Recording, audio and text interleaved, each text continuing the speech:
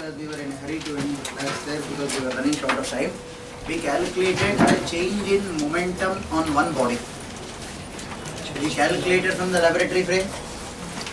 We calculated from the center of mass. Do you remember that?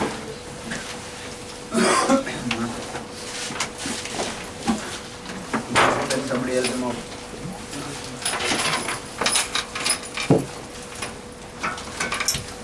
Now the same calculation will show you in loss in kinetic energy. If you calculate from the laboratory frame whatever you get, you should get the same calculation from the center of mass frame. You will see the ease of simplification when we use the center of mass frame. Right? Laboratory frame, strictly follow this, if not the simplification becomes lengthy. You can solve it in a number of ways. But this way it will be the shortest. Right? First of all, you are dealing with M1 moving with a velocity of U1, M2 moving with a velocity of U. This is M1 moving with a velocity of V1, M2 moving with a velocity of V2. Right? So here, what will be the loss in kinetic energy? Loss in kinetic energy. This will be half M1 V1 square. Let me put it, okay. U1 square plus half M2 U2 square initial minus final half M1 V1 square plus half M2 V2 square. Hence you are calling it loss, initial minus final, right? Now see the simplification part of it. Half M1 U1 square minus V1 square plus half M2 U2 square minus V2 square. Agreed? This they wrote as half M1 U1 plus V1 into U1 minus V1 half M2 U2 plus V2 into U2 minus V2. Right? Now if your people recollect, when they collide, the impulse on this and impulse on this will be equal and opposite. So the change in momentum of the first particle will be equal to the change in momentum of the second particle. So they write the equation m into m2 into v2 minus u2 will be equal to minus of m1 into v1 minus u1. They are calling it by some symbol called J. Change in momentum J on one particle, second particle, will be equal to the change in momentum of the first particle. Don't forget the negative sign. That is one key catch in the simplification. Right? Now they are calling it half J U1 plus V1. Observe this carefully. M1 into U1 minus V1. Right? Minus half J U2 plus V2. See if you are happy with the simplification. Observe the negative sign very carefully. That means they have put the negative sign in front of this. They have put the negative sign in front of this. M2 into U2 minus V2. Agreed? And hence you have a negative sign here. Please keep an eye on the simplification. This is half. Do you remember the value of J which you calculated in the previous class? Mu times 1 plus E into U1 minus U2. Here I committed a mistake. U1 plus V1, right? This into U1 plus V1 minus U2 minus V2. See what they have done to this. Half mu 1 plus E into U1 minus U2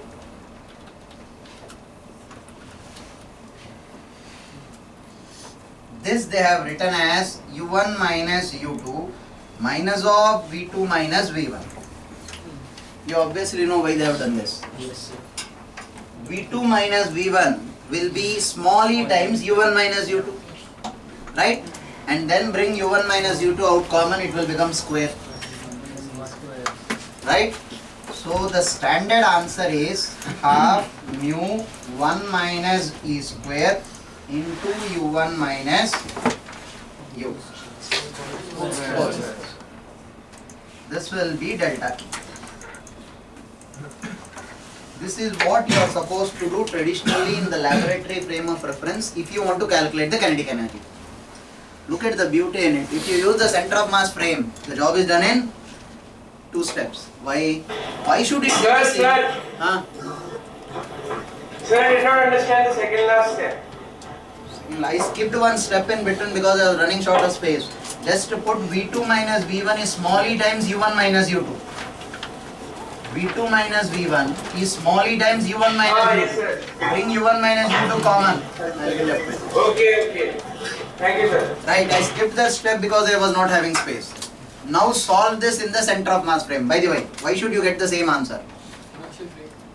Inertial frame. From 2 inertial frames, the change in momentum or the loss in kinetic energy should be the same. The difference in anything should be the same. Agreed? Half mu VR square, final kinetic energy. Initial energy, half mu UR square. See if you are getting the same answer. You should be able to see the answer in 2 steps. Hence, center of mass frame becomes quite a convenient thing in quite a few systems.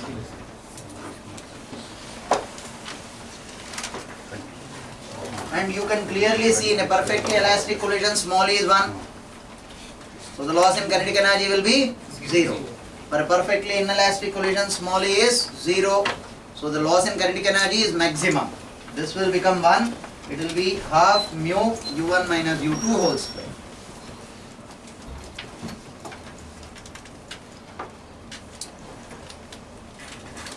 Very small.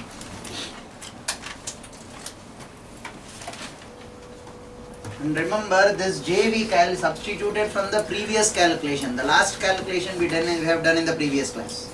We directly substituted that.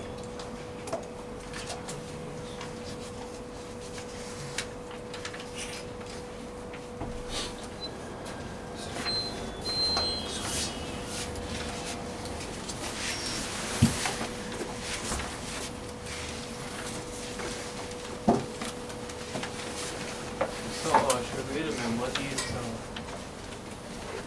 Technically you don't need to, right? By chance कभी जरूरत भी पड़ी, use center of mass 2 steps में आ जाएगा. Center of mass. I'll show you how to get it in 2 steps now.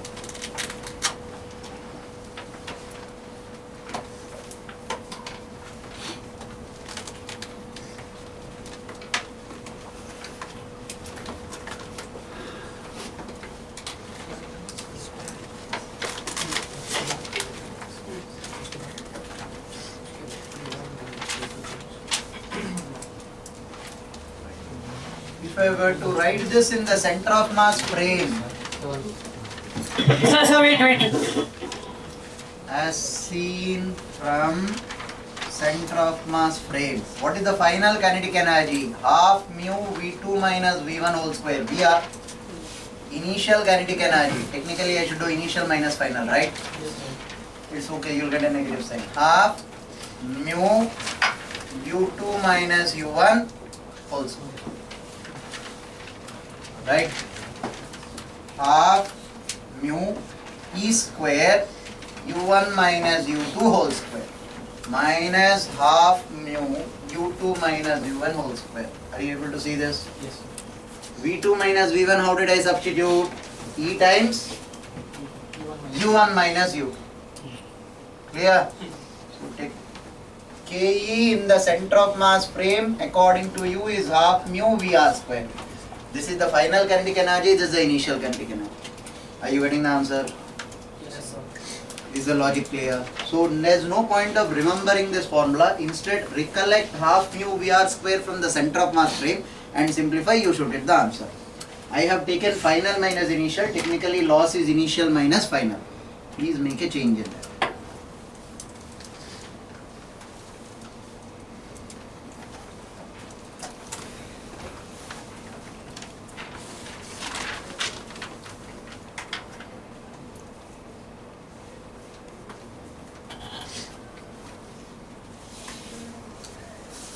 Here I will be getting E square minus 1, but I should get 1 minus E square. Why? Because I have taken final minus initial. Loss means you should take initial minus final.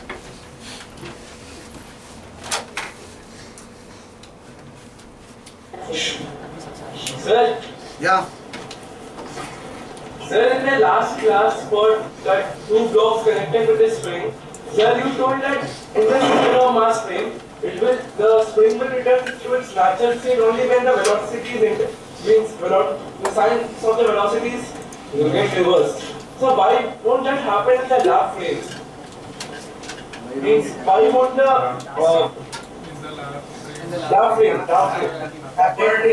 See the corresponding point. Have a look at it. When you are finding that is coming to the natural length, you will see that one of the block is at rest. When I reconvert it into laboratory frame, see the diagram besides. One of the block is at rest.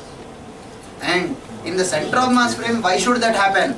Because in the center of mass frame, it is as good as you eliminate whole of this. You are at the center of mass, you are at rest, and this block has given a velocity v. Center of mass frame mein you have brought down the problem to an equivalent of this.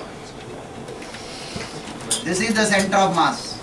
Your center of mass is at rest. Now you have given a velocity of v to this. When will it come back to the same natural length? When it comes back to the velocity of v. Center of mass is as good as considering the point at rest. You are standing on the center of mass and assuming this particular block is given a velocity of v. It is as good as fixing this particular point to a wall. This is your center of mass. So now, if this is true, you have given a velocity of v. On its way back here, it will come to the natural length. Okay, sir. Thank you, sir.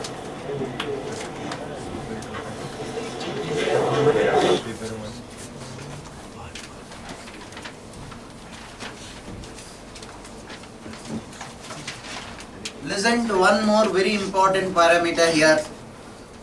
If you are ever watching a collision from the center of mass frame,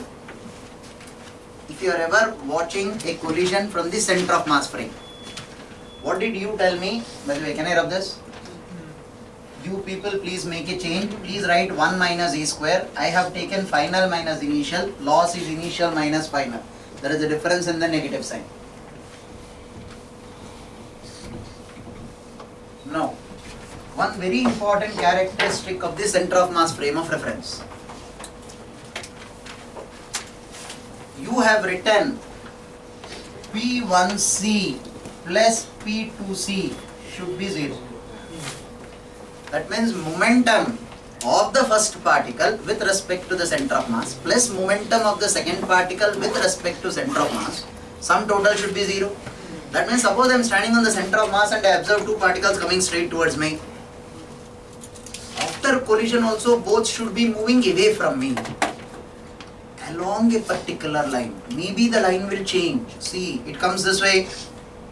Now they may be going back this way. They may be coming this way, but they may be going back this way, but they should be along the same line.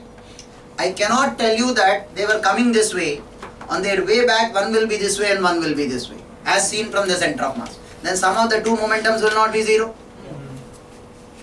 Isn't it? So, if two particles are approaching the center of mass before collision, after collision they should be going away from the center of mass. Both should be along the same line before collision and after collision.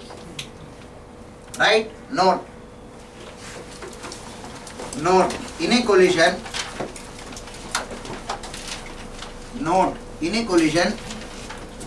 as viewed from center of mass,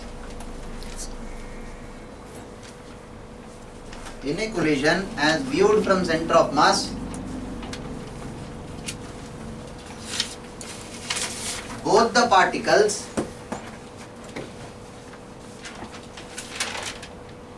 should be moving along a line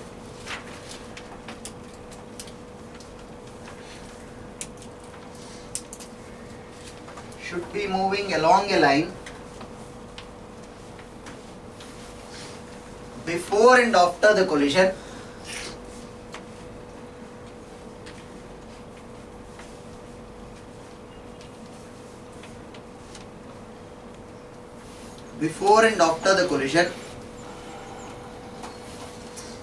The other point is by default assumed in one case it should be approaching, other case it will be receding. That you don't need to write. If not, there will be no collision. Right? But that should be along the line. The line need not be the same. The line can be different. It can be coming this way and it may be going away this way.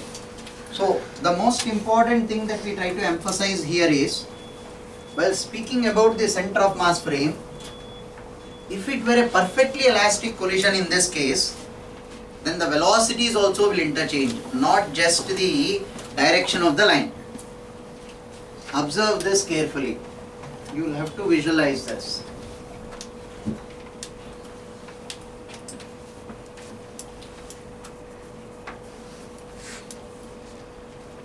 We are calling this V1, we are calling this V1 dash. That means V1 is the velocity before collision, V1 dash is the velocity after collision. This is V2, this is V2 dash. Center of mass is moving along this line. This is velocity of center of mass. If it is a two particle system, this is M2 and this is M1. If I am considering both the particles as one system, then this line will be straight, it will not change, there is no external force on both the particles put together. Right? Let me say, assume that in the first case, this will be the velocity of center of mass, velocity of 2 with respect to center of mass, velocity of 1 with respect to center of mass, velocity of 2 with respect to center of mass. Why? See, this will be velocity of center of mass,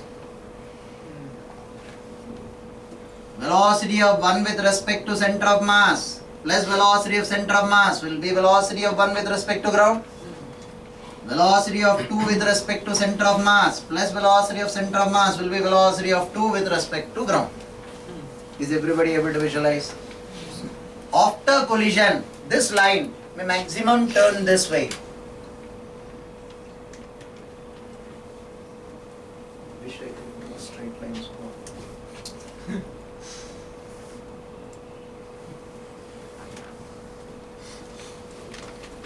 Right? Velocity of center of mass will remain the same. V1 C dash, V2 C dash. Upwards. Right? Velocity of center of mass plus velocity of 1 with respect to center of mass will be velocity of 1 with respect to ground. Velocity of center of mass plus velocity of 2 with respect to ground with respect to center of mass will give me velocity of 2 with respect to ground. Are you able to see that? This is mainly for you to visualize this. Velocity of 1 with respect to center of mass after collision plus velocity of center of mass will be the velocity with respect to ground. Velocity of 2 with respect to center of mass plus velocity of center of mass will be velocity of 2 with respect to ground. Is everybody able to visualize this? This, the standard text put it this way. They want you to see this as V1C. This is V2C. V1C, V2C will be along a straight line. After collision, V2C dash and V1C dash will again be along a straight line. They will be deflected by an angle of phi. Right? They want you to see the straight line this way. Now the question is, if it is an elastic collision, then the magnitude of this and this will be equal. If it is an elastic collision, first take down the diagram, we will calculate that from conservation of energy. As seen from center of mass,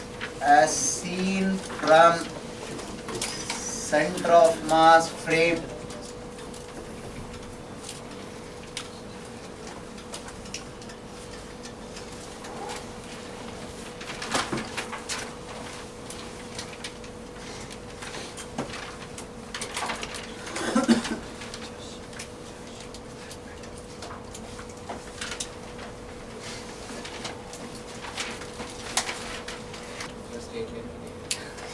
we'll put this straight line.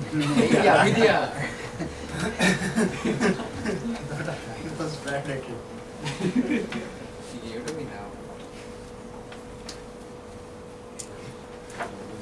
V1C and V2C should be along a straight line. Velocity of 1 with respect to center of mass, velocity of 2 with respect to center of mass, both should be approaching the center of mass. After the collision, both should be moving away from the center of mass. So final momentum should be along one line. Initial momentum of both the particles should also be along one line.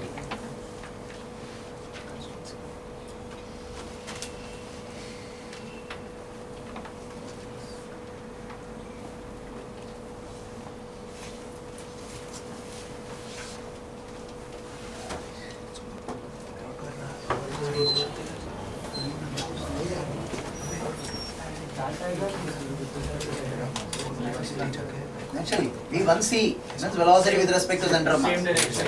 Yeah, they should be approaching this way and they should be going this way. Always visualize this. If I am standing on the center of mass, two particles are approaching me this way. After collision, they will be going away this way. Two particles are approaching me with respect. See, V1C is velocity with respect to center of mass. V2C is velocity with respect to center of mass. Initial velocity. V1C dash will be with respect to center of mass. V2C dash with respect to center of mass. Final velocity is with respect to center of mass.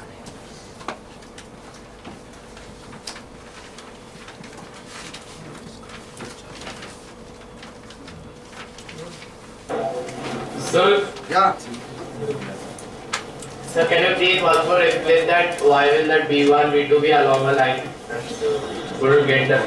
Net total momentum P1C plus P2C will be 0. We have proved this in the previous class. Momentum of 1 with respect to center of mass, momentum of 2 with respect to center of mass, sum of them will be 0.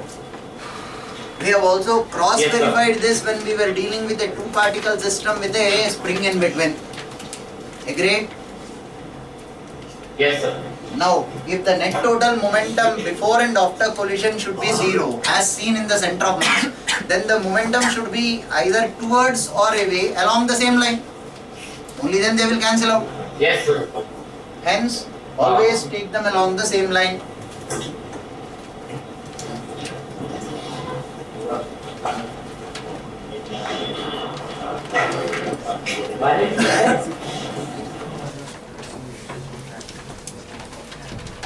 Now, if the collision is elastic,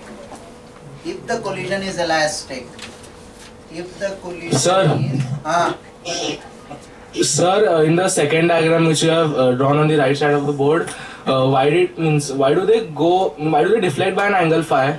Means why can't they go in the same line again?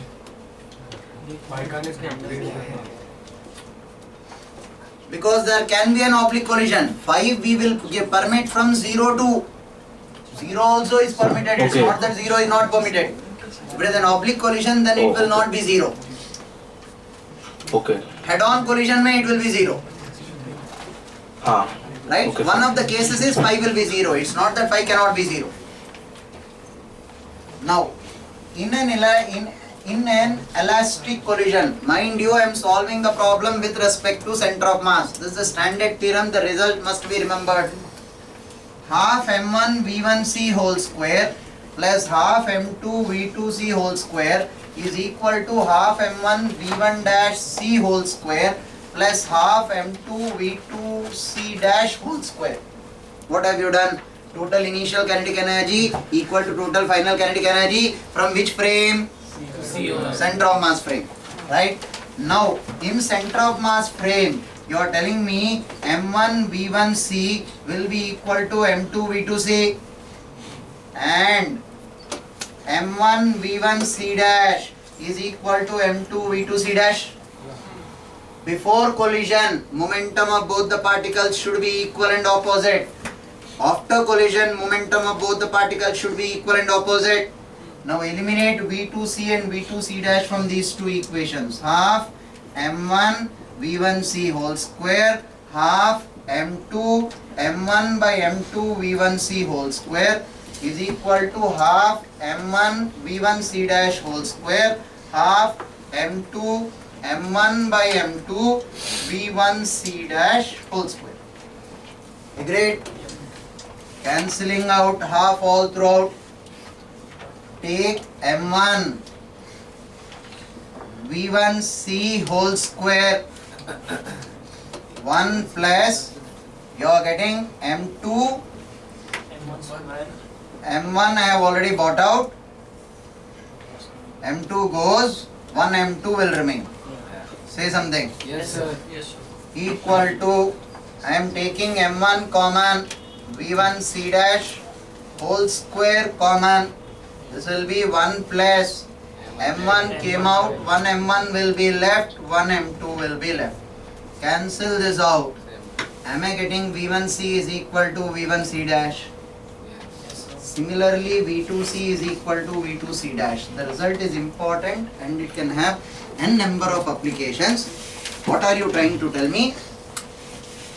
If it is not an elastic collision, V1C need not be equal to V1C dash. But if it is an elastic collision, if a particle is coming with certain speed towards the center of mass, on its way back when it is going away with certain speed, that speed and this speed will be equal as seen by mass frame. Two particles are approaching the center of mass 2 meters per second, 3 meters per second. If it is an elastic collision, 2 meters per second, 3 meters per second. The velocity of the particle will remain the same as seen from the center of mass frame of reference if it is a perfectly elastic collision. Mind you, magnitude of velocity.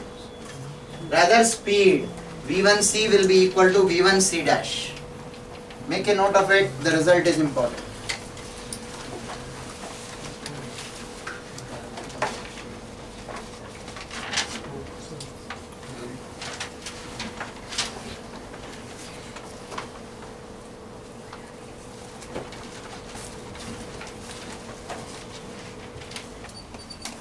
Write down this problem from NERUL. I'll give you 5-10 minutes for you to solve this. You will not be able to solve it from the center of mass frame on your own. I'll have to help you out. From the laboratory frame, at least make an attempt. Right? From the ground frame, you should be able to make an attempt. I'll give you 5-10 minutes. Write down the question. A particle of mass M1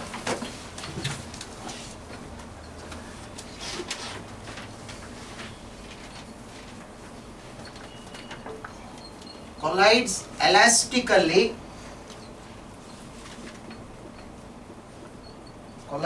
elastically with a stationary particle of mass M2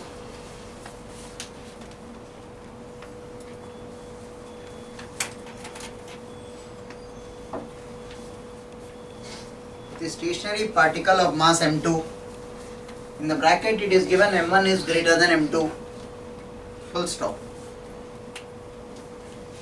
Find the maximum angle through which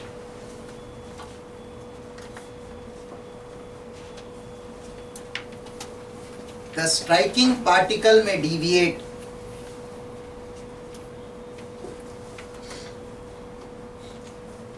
as a result of the collision. They are asking you for theta max. Find the maximum angle through which the striking particle may deviate. Maximum angle through which the striking particle may deviate as a result of the collision. Remember one very important information given to you, that it is a perfectly elastic collision. Right? Will you attempt?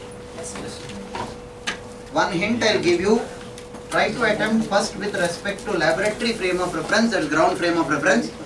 Then you will attempt with respect to center of mass frame of reference.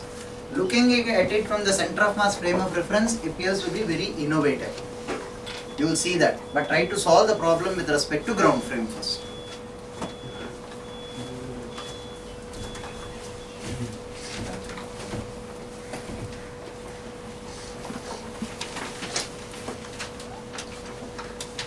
Sir, Yeah, sir, it should be an oblique collision, right? it is obviously. You want the answer?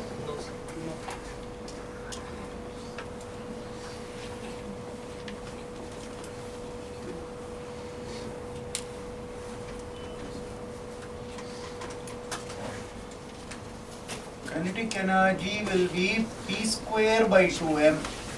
If possible, try to use this. Your life will become a bit easy.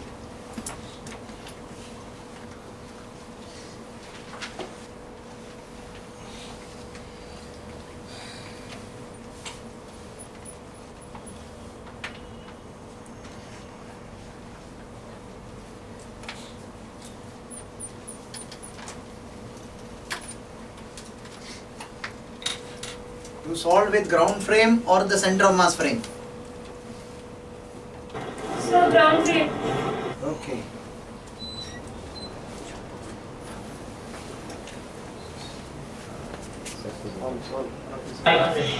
Sir, that. Wow, who is this? Where from? Sir, NERUL. Oh, wow, great.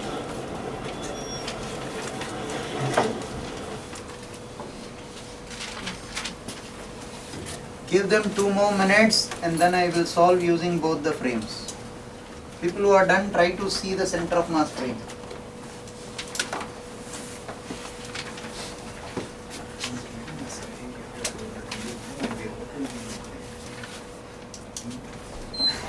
No, not when I was coming back. Now listen. Suppose I solve this from the ground frame of reference, simplification can be done in n number of ways, undoubtedly it will be lengthy. The simplest among them, please consider the momentum of this particle to be P1. Momentum of this is 0, this will be P1 dash, this will be P2 dash, this is my first equation. P2 dash is after collision, wherever I am getting this dash is after collision, if not it is before collision. Now see this. P1 minus P1 dash is equal to P2 dash. First equation continuing. Agreed? P1 is the momentum of this. P1 dash is the momentum of this. Don't you think the angle between them is theta? Yes. I want the theta to be maximum. Right?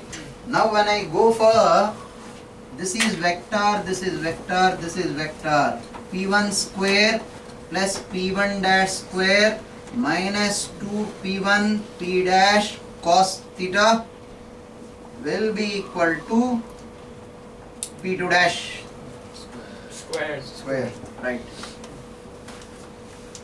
Technically root over of, hence we have squared. Why did I get a negative sign here? Negative sign, right?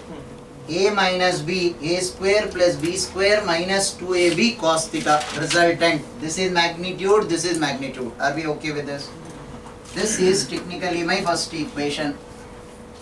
Come to the second equation, conservation of energy.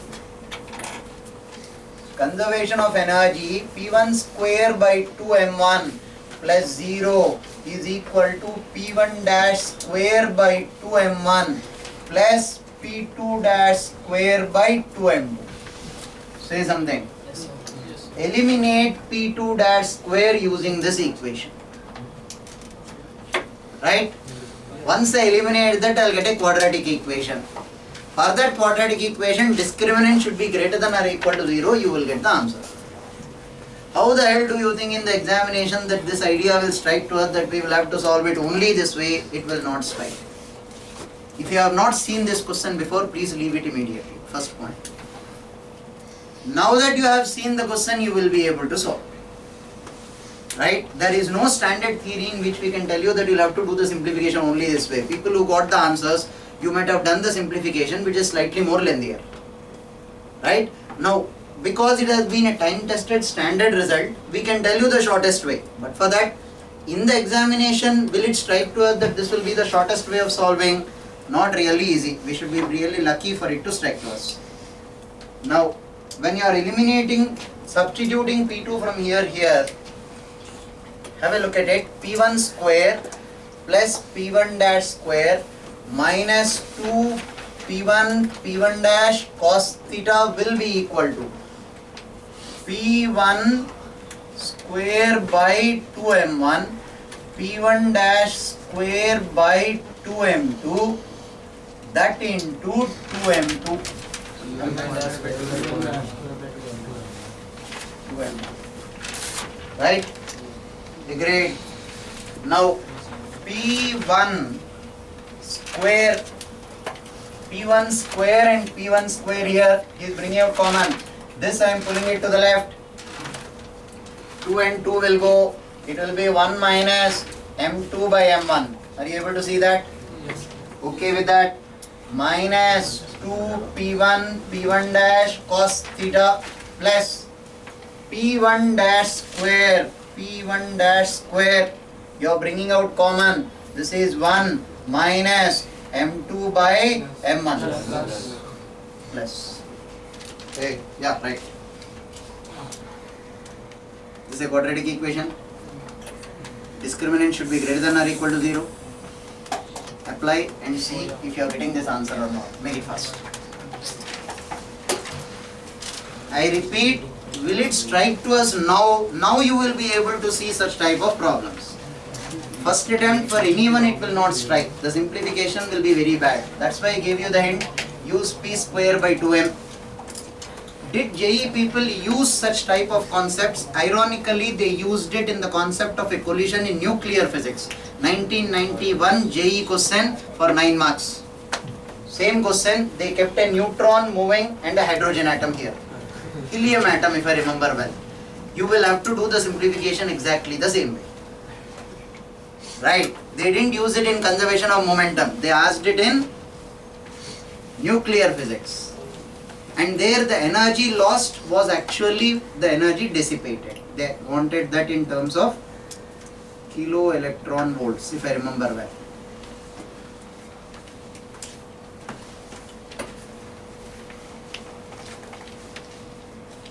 Simplify, please don't leave it here.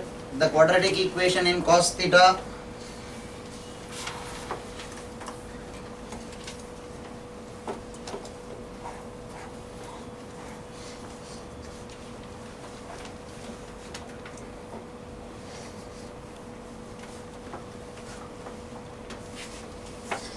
This P1 is the variable x square x.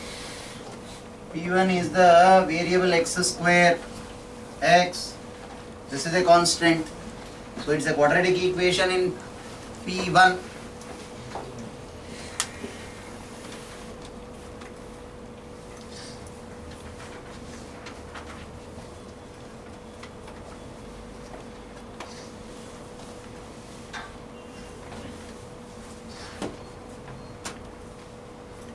No. Quite a few times people discard whole of this theory saying that you will not get questions on this. But believe me, go home and see the 1991 JEE question on nuclear physics. It's based on the same concept. One more idea. All this theory is technically picked up from the textbook Morin. Rudolph also gave that question from the textbook Morin. Right? People feel this Morin book is redundant. But then, if you observe carefully, in work energy theorem, when two bodies were rolling down, the normal force graph which you drew, that is originally theory from Morin, which was asked in JEE. See the previous year's JEE questions in your booklet, it is given. So quite a few times JEE people have picked up questions from Morin as it is, either used in mechanics or used in some other course. So please don't neglect this subtopic. Till date they didn't ask you questions on the center of mass frame this way. Who knows, if they ask that particular year, once you have seen it, you will have a complete edge over the others. And they have been picking up questions from Morin quite frequently. This they haven't yet picked up. So let's pray God that you should be lucky.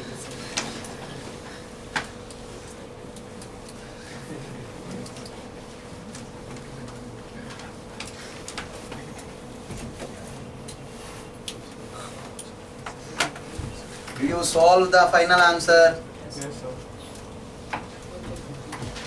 Now look at the beauty in this when you try to see this from the center of mass frame of reference, how easy the problem becomes, but at the same time you will see a very innovative approach in it. First of all,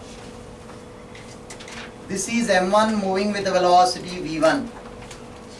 This is M1 moving with a velocity of V1 dash. M2 moving with a velocity of V2 dash, and this angle is theta. This is what you are interested in. Agreed? Now our interest is velocity of center of mass M1 V1 upon M1 plus M2. Do you all agree with that? Yes, sir. Velocity of one with respect to, now I am solving with respect to center of mass COM frame. So before I start the problem, I should have all the information of velocities of all the particles in the center of mass frame. Velocity of one in the center of mass frame, V1 minus M1 V1 upon M1 plus M2. This will be how much? M2 V1 upon M1 plus M2. Velocity of 2 in the center of mass frame minus M1 V1 upon M1 plus M2. I have now the information. Do you all agree with this? Now, see the diagram carefully. This is VCM. All of this is playing with graphs. This will be velocity of 1 in the center of mass frame. It will be along the same line. What did you tell me? After collision, this will turn V1C dash. This angle is phi. After collision, in the center of mass frame, you told me particles coming this way will go this way. So V1C turned by an angle of, if you people recollect, I do the diagram this way. This is V1C, this is V1C dash. V2C, this will go as V2C dash. Yes or no? Now V1C turned by an angle of phi. V1C turned by an angle of phi. I don't know the value of phi. It could as well be 0 if it is head-on collision. I am keeping all my doors open. My requirement is theta should be maximum. By the way, watch this. This is velocity of one with respect to center of mass. This is velocity of center of mass. Sum of these two vectors will get the velocity with respect to ground. Can I call this to be this? Theta maximum is what you are asking me? Yes or no? Yes, sir. Now tan phi is V1 C dash sin tan theta is V1 C dash sin phi upon VC plus V1 C cos phi. Tan theta will be V1 C dash sin phi upon VCM plus V1 C dash cos phi. Say something. Sure. Yes, sir. You have given me one more additional information. In an elastic collision, what did you tell me? The magnitude of this and this will be equal. So in an elastic collision,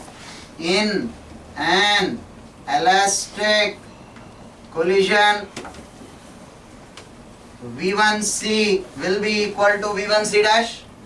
That's a standard result which you are expected to remember. Divide tan theta sin phi upon VC by V1C plus cos phi. VC by V1C, yes or no? Yes, sir. Sure.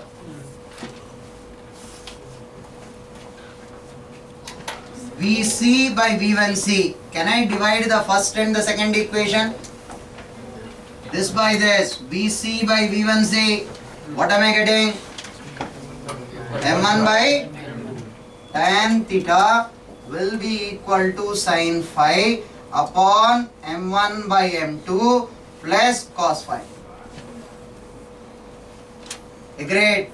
How did you get this VC by V1C? You divided 1 by 2. 1 divided by 2. Right?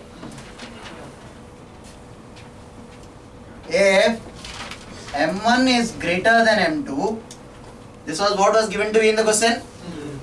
If M1 is greater than M2, VC is greater than V1C? Yes. Yes or no? VC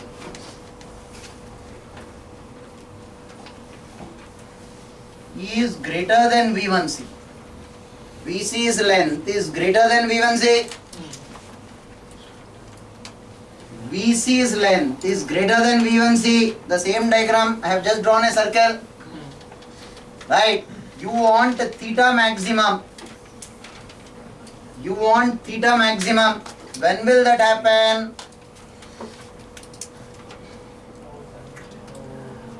theta maximum is when V1C is perpendicular to V1 dash. Great. Sin theta maximum will be V1C upon, what is V1C upon VC? M2 by, say something. Very innovative in its approach. You need to have a scientific flair to admire this beauty. Right? I repeat, whole of the logic. See, in 3 steps it is done, provided if you are able to visualize the wholesome picture. Have a look at it. First I procured information. This is no big deal for you. This is VCM. This is V1 with respect to center of mass, V2 with respect to center of mass. Concentrate. I repeat, concentrate. Thane, why are you disturbed? There will be a rat or a cockroach there, and I am sure. Thane, please listen. No sir, no sir. Then please concentrate. Nothing else can disturb you, right? Listen. This is velocity of center of mass. Velocity of 1 with respect to center of mass will be in the same direction. V1 dash is this. Velocity of 1 with respect to center of mass plus velocity of center of mass will be velocity with respect to ground. That is this graph. So this the angle will be theta. Phi is what angle? The angle by which V1 deflected with respect to center of mass. You told me they will appear to come this way, appear to go this way. So V1C rotated by an angle of phi. But remember, it is an elastic collision. So magnitude of this and this will be equal, which I will use here. Tan theta is this vertical component by the horizontal component. Vertical component V1C dash by sin phi by VCM plus V1C dash cos phi. Then you divided numerator and denominator by V1C dash. At the same time you substituted V1C dash is V1C. Now this by this, from this equation I am getting M1 by M2. So what was the point of the whole tan theta step? I gave you this information. This directly you will get it. This is a standard result. Tan theta, if I don't ask you for the maximum, I'll ask you only tan theta, then I'll have to calculate this. Right? So now watch out for this. In one step you will be getting it. But then this is the standard result. Tan theta, I have VC by V1C, which will be M1 by M2. This is the deflection of the first particle. A standard result. Now come to our question. In this question, you have given me information M1 is greater than M2. If M1 is greater than M2, if M1, where did I write this? I should have written this. M1 is greater than M2. You gave us that in the question. If M1 is greater than M2, the second result is VC by V1, C will be M1 by M2. So VC is greater than V1C. VC is greater than V1C. As I rotate this, when will theta be a maximum? Theta will be maximum at this particular point. Sin theta maximum is this by this. See, to get this I don't need all this stuff. This is a standard result. Right? I am doing it at the same place. In one step you are getting the answer if you are able to see with respect to center of mass. In one step you will get it. Are you seeing the beauty in it? So there is undoubtedly an advantage of looking at it from the center of mass frame of reference.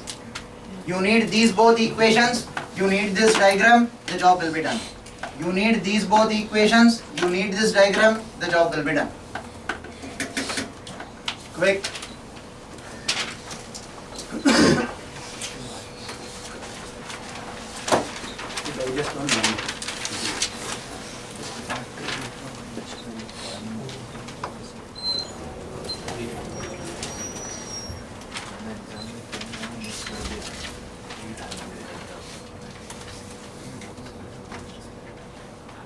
Now to conclude this subtopic, once again, all of you listen to this. If M1 is much greater than M2, we are intentionally doing it. We know the standard result. If M1 is much greater than M2, then Sin theta will be approximately equal to theta because theta is very small. Yes or no? Then theta 1 maximum will be equal to m2 by m1. And you are telling me m1 is much greater than m2. This is approximately equal to 0. So that means if m1 is moving with a velocity towards a particle at rest at m2 and m1 is much greater than m2, then the deflection m1 will be negligibly small. Right? Hence he writes the standard result. Physically a light particle at rest cannot appreciably deflect a massive particle. Physically a light particle at rest cannot appreciably deflect a massive particle. If m1 is very large when compared to m2, deflection of m1 will be negligibly small. Clear? Make a note of it.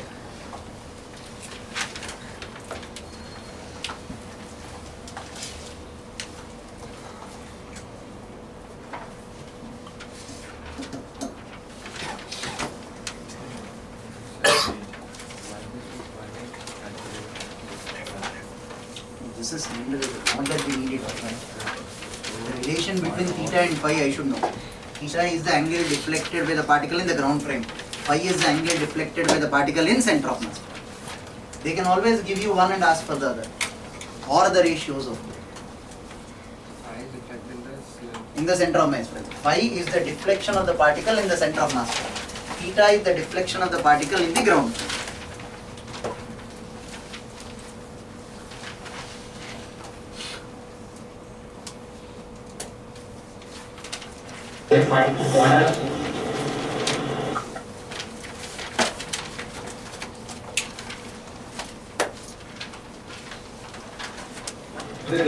Sir, Huh? sir, if m1 is very greater than m2, then why would be theta very small? Not there.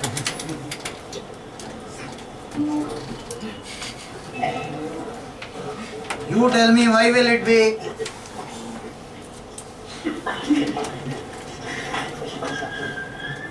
I don't know. Here. Observe this. Or observe this. Theta.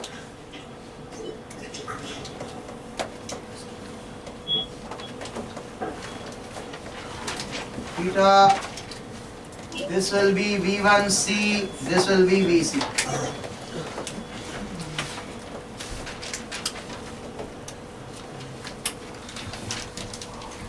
I leave you people with a particular problem as homework.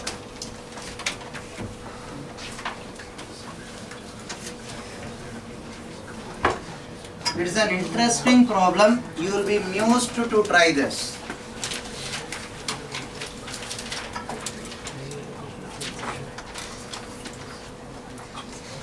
For me to draw this will be quite easy because I use a marker and board.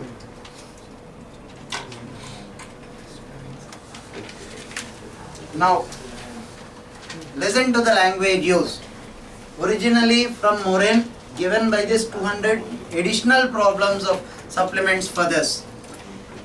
In subsequent collision, see this particle collides with this. After collision, the incoming particle will be deflected. That should collide with this. Then the incoming particle should collide with this. Then the incoming particle should collide with this. The process continues and then the incoming particle should come out from here.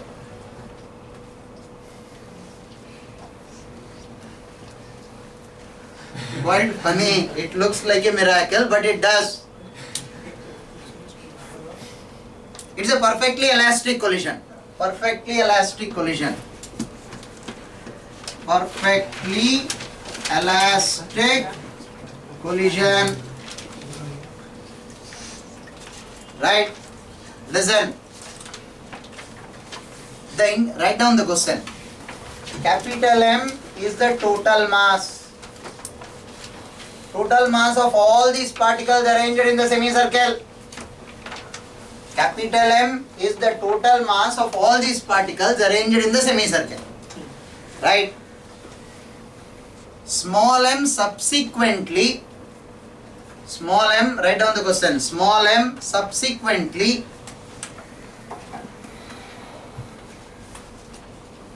bounces off, OFF,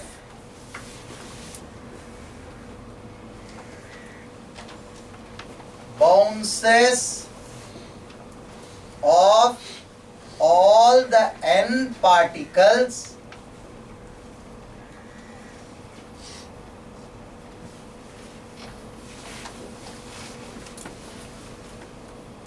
and then travels in a direction,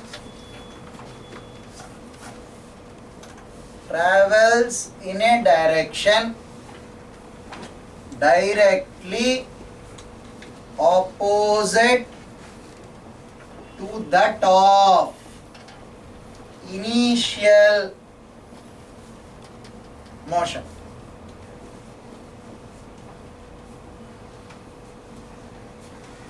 First question. If n tends to infinity, what is the minimal value of capital M by small m?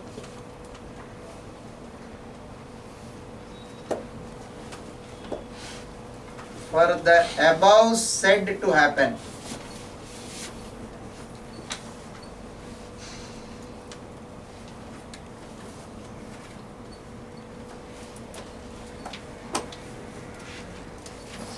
Is the radius of the... Not given. So have they told any relation between each individual particle with respect to m? No. Identically No. Right. Listen, now no other information is given. I'll give you one hint. You'll solve it in 2 steps after that hint. Listen. Sir, give right after class, in the next class. No issue. But it is related to what we have done before this. Maximum deflection of this. So first it comes and Collides with this. Collides with that, then it goes a bit up and Collides with this, then it goes a bit up and collides with this. Process on. Right? You understood what the question is? Small m comes and collides with this. Then subsequently it will be deflected upwards. It goes and collides with this. It goes and collides with this. The process continues and finally it should be coming out. Find the value of capital M by small m for which such a thing will happen. Equally spaced. They are equally spaced. They are all equally spaced. That's symmetric enough. Take down the question, try it at home. It's an interesting one. I need to deal with 2 more things, impulse and variable mass. With what has been taught till now, you will be able to complete HCV, though you will not have center of mass, frame and all that. Right? Please start attempting HCV. Only one thing I am yet to cover, in the 2-block system, I have not pulled any of the block with an external force. We have covered systems where there is no external force. There is one problem in HCV where there is an external force. In the 2-block system with a spring in between. Right? 51st problem. Except for the 51st problem, solve the complete whole of HCV. The 2-block system with a spring in between when you are pulling with a force of F. I will cover that in the next class and then we will go to variable mass. Clear? Go through today's class notes. I understand it has been quite heavy, but it's important. It is a very innovative way of looking at it. Though JEE didn't touch this particular topic as on date, we don't know when, how, who will be that very lucky. They have picked up questions from these sources. In work energy theorem they have picked up. And nuclear physics they have picked up. So let's pray God that for your batch also they pick it. We'll continue in the next.